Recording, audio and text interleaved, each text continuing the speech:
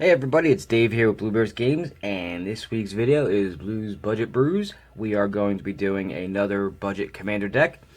These decks are I built them to be for under $50, and they should pretty much get you through any game. This one specifically should be a little bit harder hitting than the others.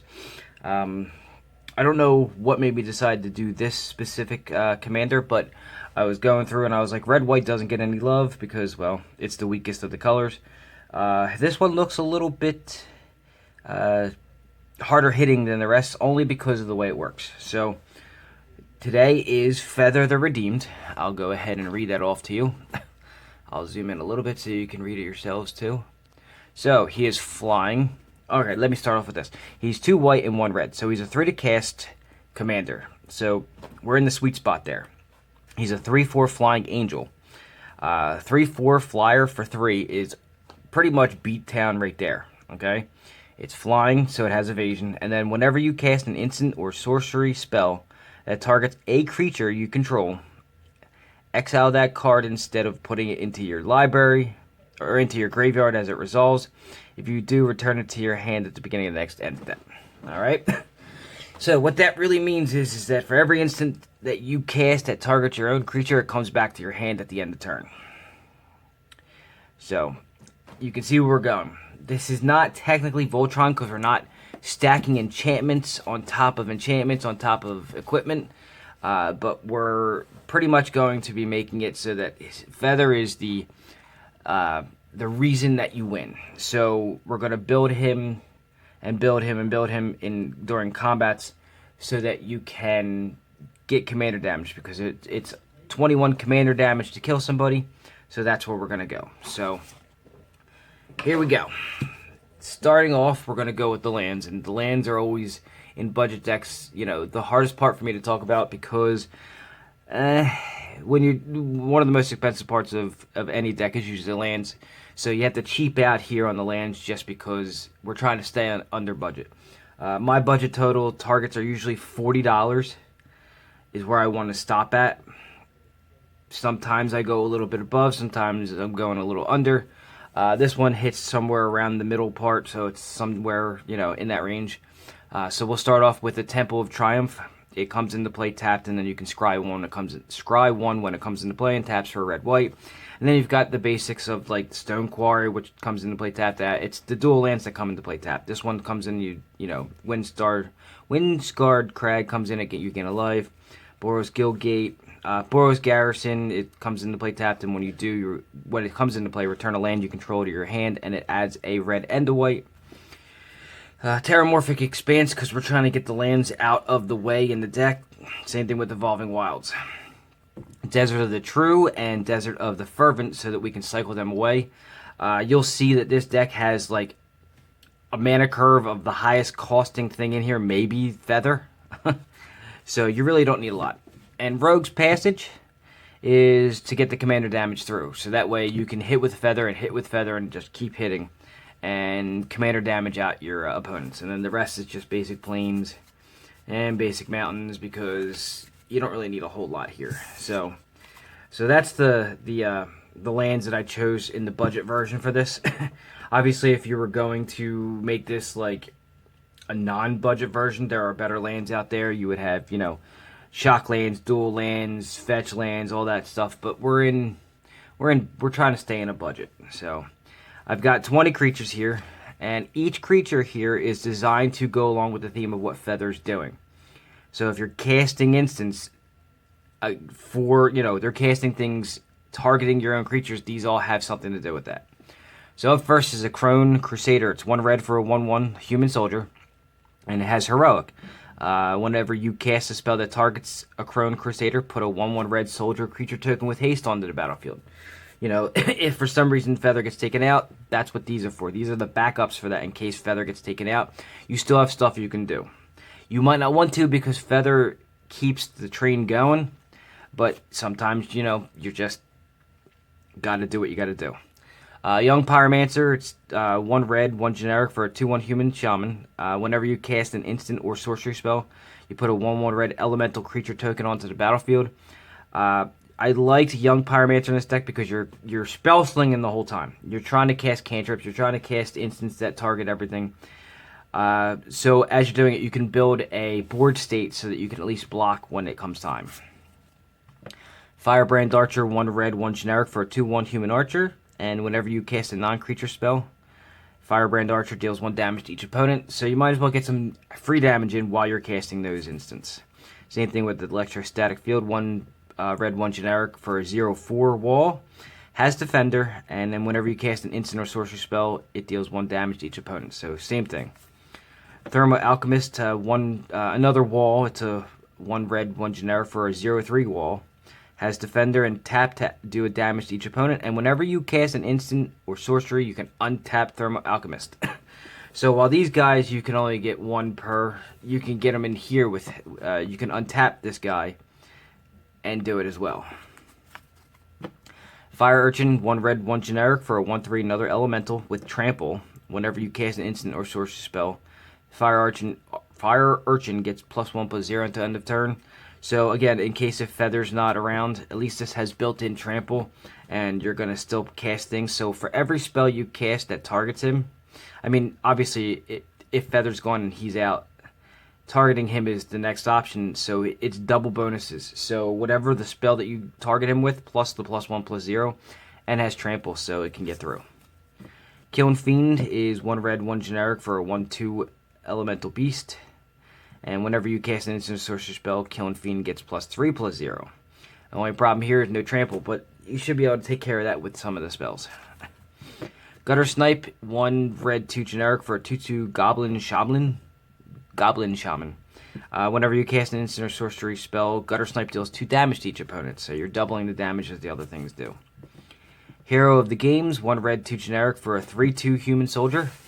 Whenever you cast a spell that targets Hero of the Games, creatures, not just one, but all creatures you control get +1/+0 until end of turn. Spellgorger Weird, 1 red, 2 of any for a 2/2 weird. Whenever you cast a non-creature spell, put a +1/+1 counter on it so it can keep growing. Pyroceratops, 1 red, 3 of any for a 2/3 elemental dinosaur. I noticed that there's a lot of elementals in this deck. It's got trample, so that's always nice to have built-in trample. And whenever you cast a non-creature spell, also put a +1/+1 counter on him so he can grow as well. Pyrohound, 1 and 3 for a 2/3 elemental hound with trample. Whenever you cast an instant or sorcery, put a +1/+1 counter on it. So again, these all grow bigger as you cast things.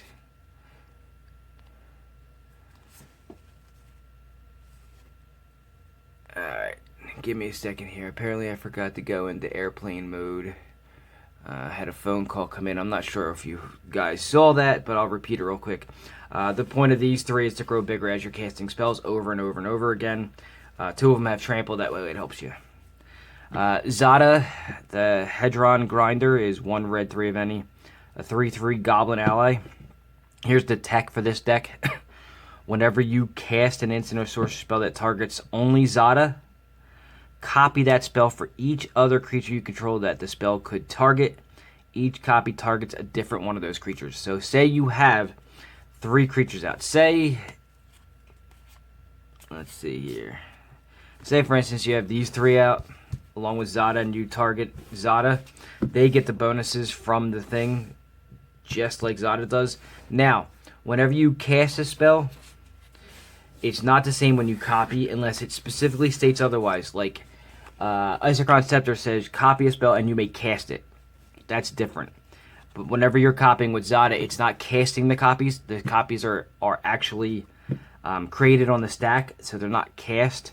So you can't give them the +1/+1 counters for the copies. So keep that in mind. Hero of the Pride, 1 white, 1 of any for a 2/2 cat soldier. Whenever you cast a spell that targets Hero of the Pride, creatures you control get +1/+0 until end of turn. Sounds familiar because Hero of the Games does the same thing. So tried to keep everything kind of similar. Vanguard of Brimaz is 2 white for a 2/2 cat soldier with vigilance.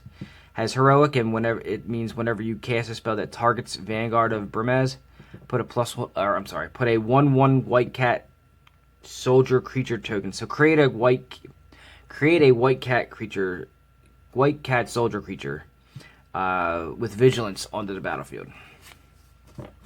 Phalanx Leader, 2 white as well. For a 1/1 white human soldier, it has heroic.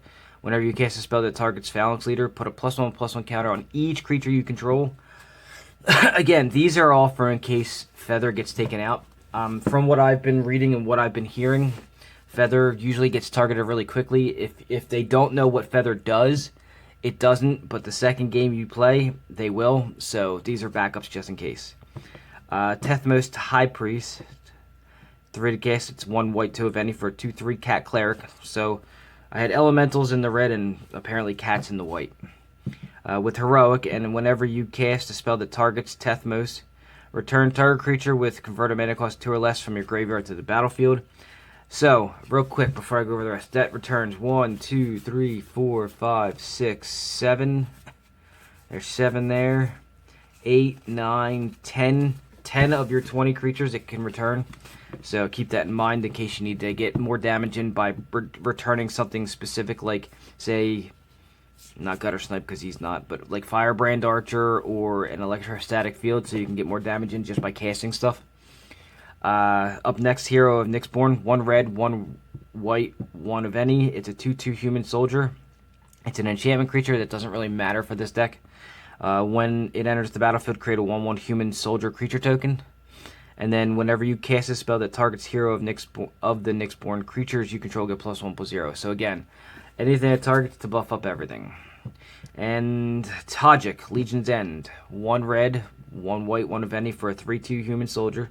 Has haste and mentor. And what mentor reads as is, whenever this creature attacks, put a +1/+1 counter on target creature with a lesser power. Prevent all combat damage that would be dealt to other creatures you control. Non-combat, sorry. Prevent all non-combat damage. So if somebody tries to lightning bolt one of your creatures, he makes it so that it prevents the damage. And for a red and white and colon, so you can do as much as you want. Legion Edge gains first strike until the turn. You wouldn't do that except for on, another person's turn. And last but not least is Annex and Symede.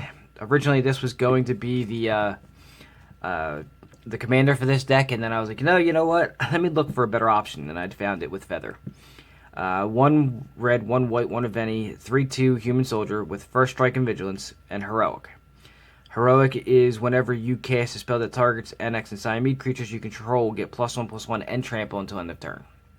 So you can see why originally that was going to be the commander, and then I was like, there's got to be something better, and I found Feather. So, all right.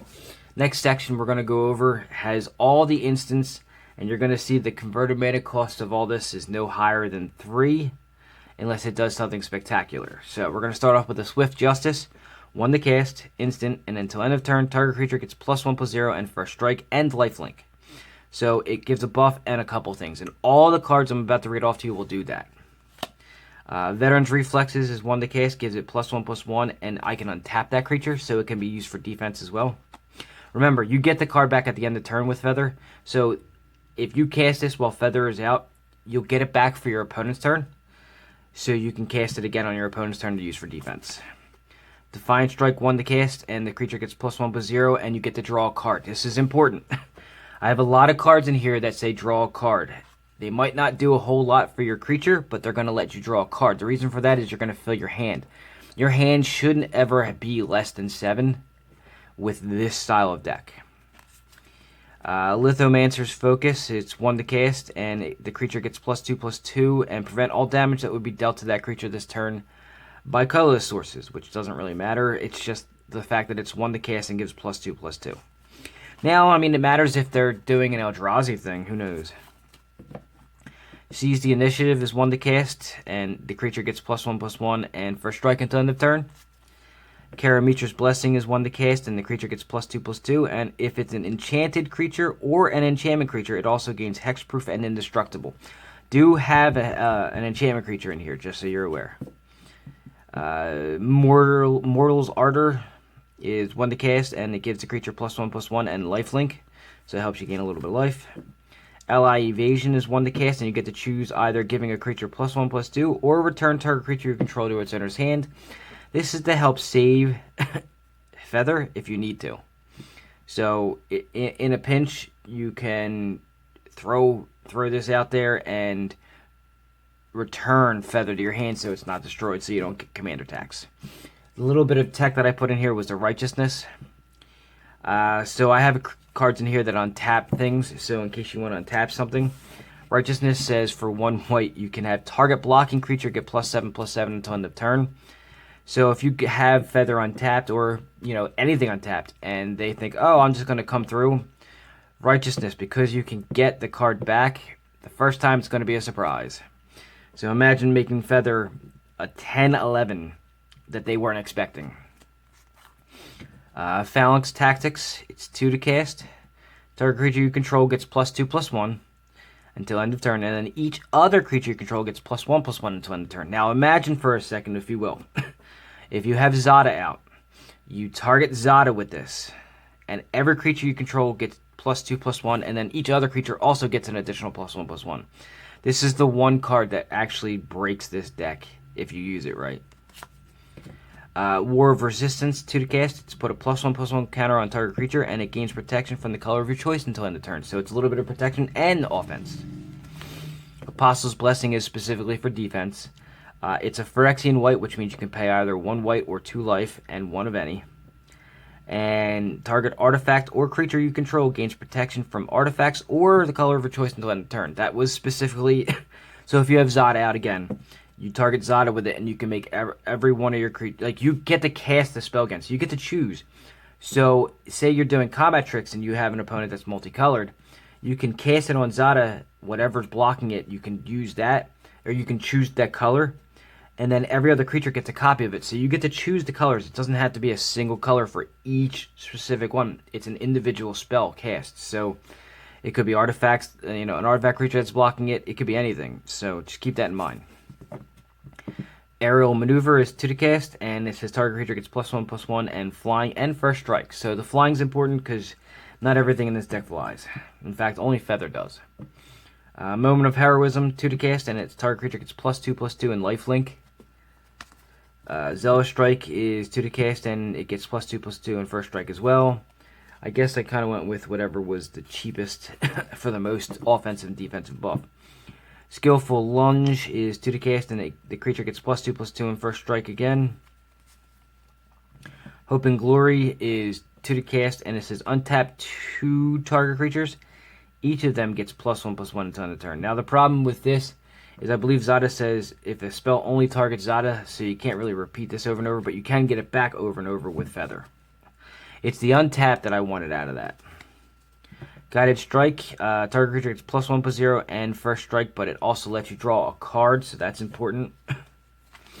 Shelter, 2 to cast, target creature you control gains protection from the color of your choice on the turn, and draw a card. So again, card draw with defense. Adamant Will is 2 to cast, target creature gets +2/+2 and indestructible. This is the most important thing in here. This will save anything you have on the board. Act of Heroism, 2 to cast, and untap target creature, and it gets +2/+2 and can block an additional creature this turn. Mighty Leap, the creature, it's 2 to cast, and the creature gets +2/+2 and flying. Survive the Night, it's 3 to cast, and there's a reason.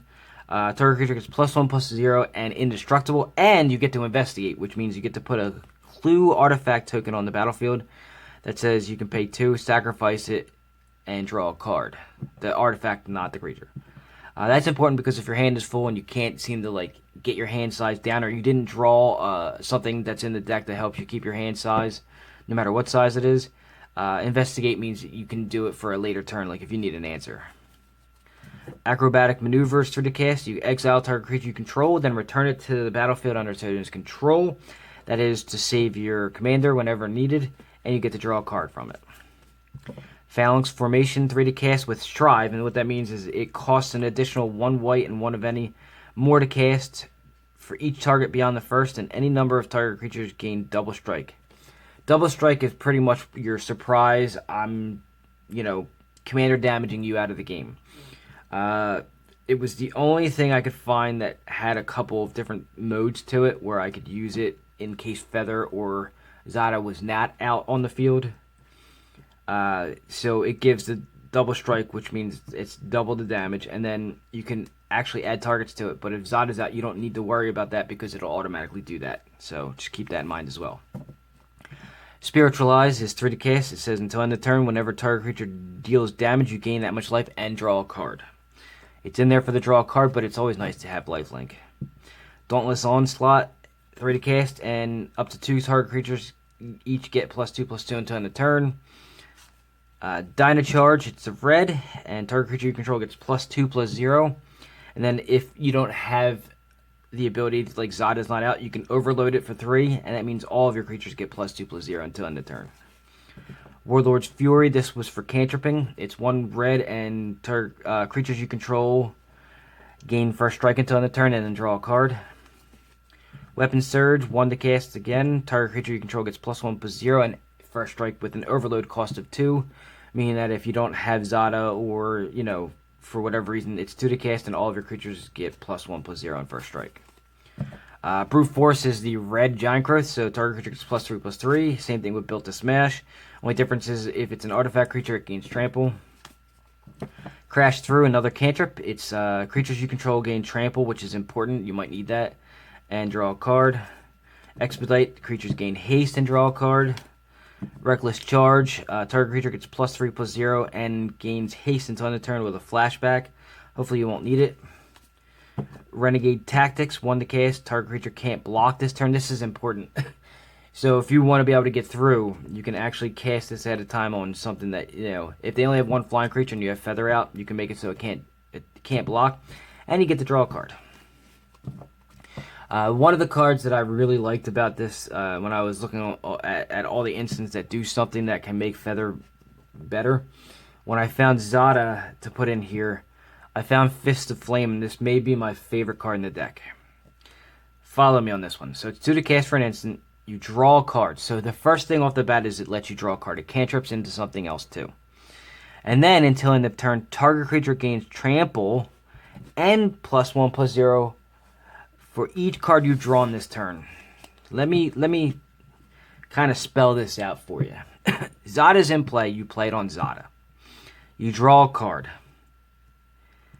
Zada gets +1/+0 for each card you've drawn and Trample. So by this time, if you've gone through your draw phase and you've cast Fists of Flame, so Zada gets +2/+0 and Trample, and then it copies all of those other ones. Now remember, when you do the copies, the original copy is the last one that goes through. So you want to keep that in mind. So you're going to have to keep track of it. You want to make sure that Feather is the second to last one that gets resolved. Because for each one that resolves, you've drawn a card. And then you've taken it off the stack, so you have to take them off correctly. And for each one of the cards, so if for some reason you've got 3 or 4 creatures, remember, I've got token generators in here specifically so that this gets bigger. So say you only have 3 creatures. So say you have Zada, you have Feather, and some whatever. You target Zada, you make it resolve on the non-Zada and not Feather. You make it resolve on Feather, then it resolves on Zada, right? So now you've drawn a total of 3 cards just from this, plus your draw for the turn. So you've drawn 4 cards. So the first creature gets +2/+0, Feather would get +3/+0, and Zada would get +4/+0. So it gets pretty nasty if you have a bunch of creatures out. So keep that in mind. This is the most hardest hitting card in this deck if done right. Alright, moving on. Temur Battle Rage, 2 to cast, and the creature gets double strike until end of turn.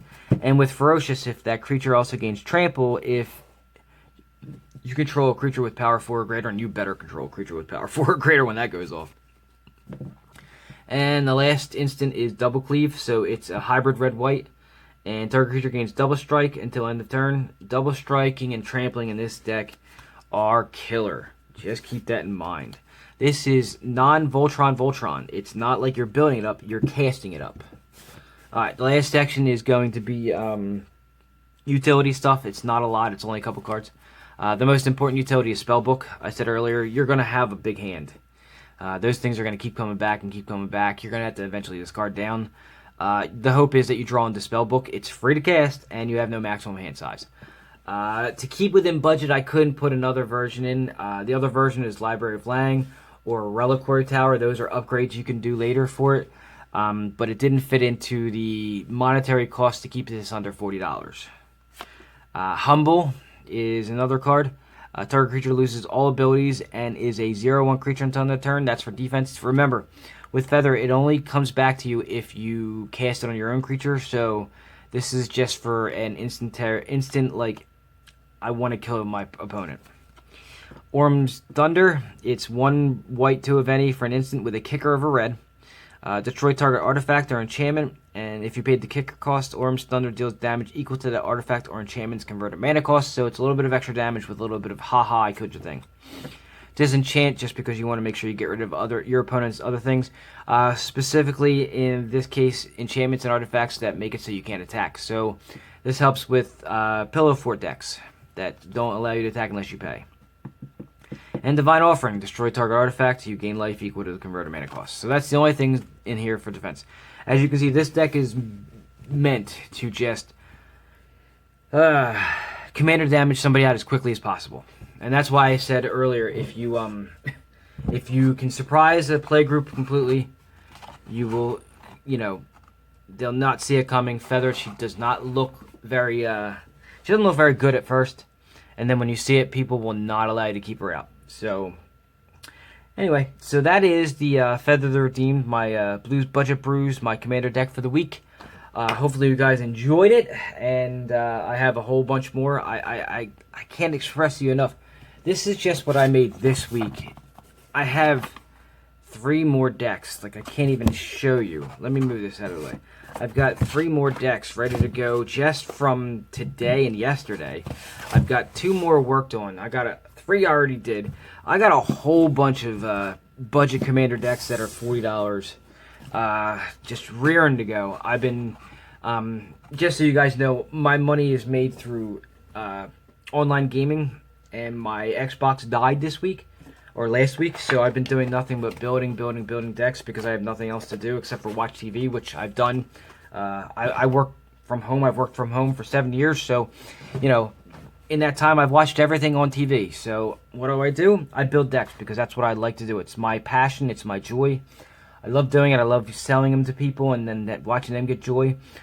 This week I sold my $100, what was it? My Niv Mizzet the Perrin deck to a friend of mine who's bought decks from me before.